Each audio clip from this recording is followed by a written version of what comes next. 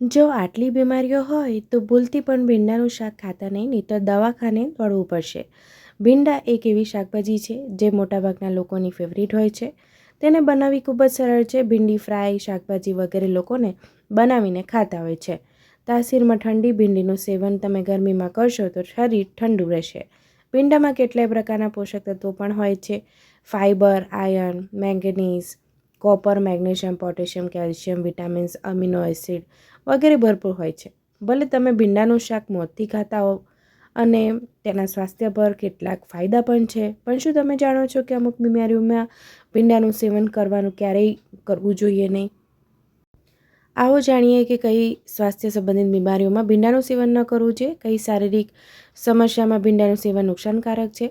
જો યાદ રાખો કે જે લોકોને બહુ વધારે ગેસ, બ્લોટિંગ, અપચો વગેરે જે પાચન તંત્રને સંબંધિત સમસ્યાઓ રહે છે તો તેમને ભીંડાનું સેવન ન કરવું જોઈએ, કેમ કે ભીંડામાં ફાઇબર વધારે હોય છે, એટલા માટે ગેસ, બ્લોટિંગની સમસ્યા વધી શકે છે.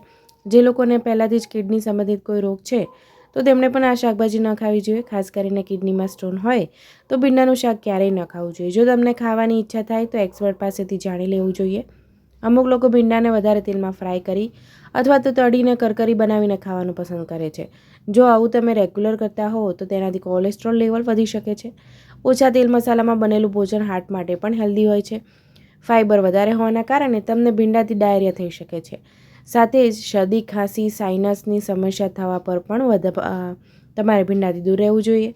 ભીંડામાં પોટેશિયમ પણ વધારે માત્રામાં હોય છે, એટલા માટે જેને હાઈ બ્લડ પ્રેશરની સમસ્યા છે તે પણ આ શાકભાજી ન ખાય તો સારું, કેમ કે ભીંડાની તાસીર ઠંડી હોય છે.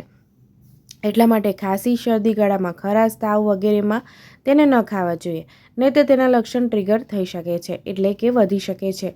છાતીમાં કફ જામી શકે છે. તો મિત્રો, જો તમને મારો વિડીયો ગમ્યો હોય તો લાઇક, શેર અને સબસ્ક્રાઈબ કરજો. બાજુમાં આપેલી નોટિફિકેશન બેલ આઇકોન પર ક્લિક કરી દેજો. મારો વિડીયો છેક સુધી જોવા બદલ તમારો ખૂબ ખૂબ આભાર. આવજો.